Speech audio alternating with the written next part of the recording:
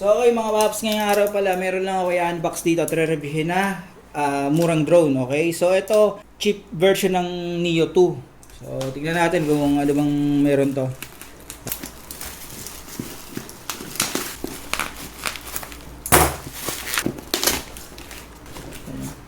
So ito yung itsura niya. Yan. So ito siya, yan yung itsura. Oh.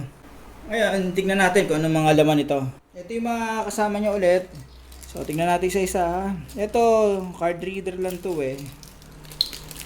Tapos merong 8 gig yan. 8 gig memory card. Okay, tapos card reader. Tapos, merong yan. Siyempre, yung cable na pang charge ng battery. Tapos silang fan blade to. Yan, yung LC to. Apat na LC. Tapos, yan, may screw kasama. Tapos meron pa rito yung sa control to eh. Yan. Okay. Yung sa parang analog stick yan. So dito yan eh. So lalagay mo na yun dyan. Yan. So yan siya. Okay. So yan. So ito screw yan. Tapos yung battery. Ngayon, ito-test light ko na to. So testingin na natin to mga babos. Ang gagawin ko dyan, push ko to. Yan. Tapos, i-on ko to. Yan. Yan. Yan. Nakikita ko na yung camera. Ang galing ko lang yung pinaka niya. Yan ito. Yan. Pinaka cover niya rito. Yan. Tapos, pagpapali pa rin yan, tataas ko lang. Yan. Tapos lalanding yan pababa. Yan. Kumbaga parang tataas, bababa. Ganun lang. Pakita ko ah.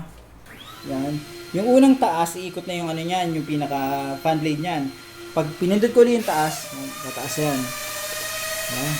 Yan. Ganun lang. Ganun.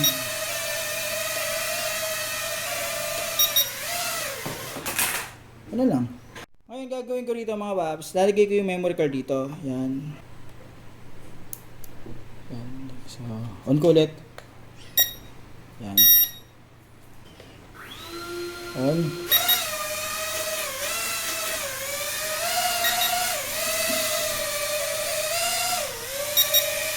Medyo mahirap siyang kontrolin sa una. Yan.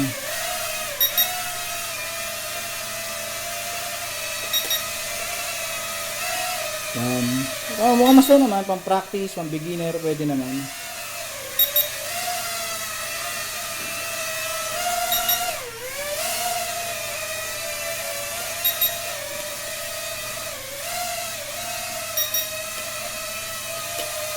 Yan. Yan ya. Yan lang control.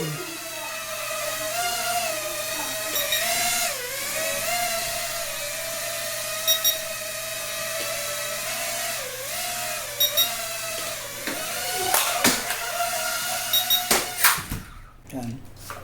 Paliparin natin ulit.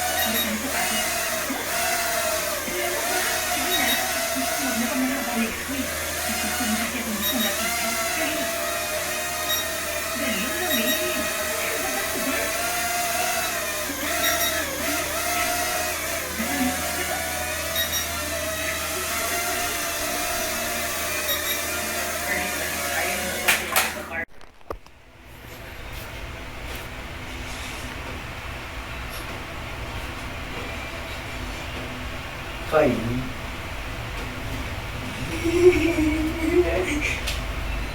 Oh.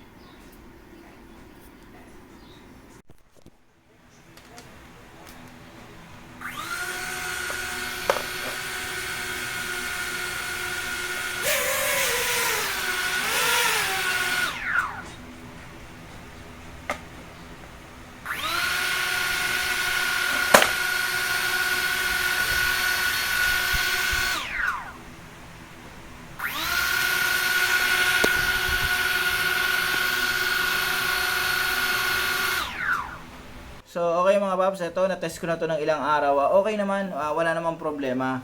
May mga konting cons, pero okay lang kung pang practice lang. Gaya nito, yung kuha nito, yung nakukuha ng camera nito, hindi talaga maganda. Talagang ang pangit talaga ng quality. Talagang iba kakaiba. Pero okay lang kasi kung pang practice lang. Tapos yung battery naman nito, maganda yung battery nito kasi yung battery nito tumatagal sa akin ng mga posibleng 8 to 10 minutes. Yun yung yung range eh. Kaya solid na solid 'yan. Walang problema sa battery. Camera, pangit. Pero battery maganda talaga. Tapos yung ito, yung kaha niyang drone na to, nakailang bagsak na to. Ang daming bagsak talaga nito. Siguro mga nasa 30 bagsak na. Pero okay pa rin siya. Hindi pa naman ganun kalala talaga. So ayan Okay pa yung ilalim niya. Ayan. Yung armor niya may mga konting sira dito, pero okay lang. Pero yung mga yan, gas yan. Pero okay pa. Parang malambot nga siya, malambot yung pagkakaha niya. Tayo may mga gas na.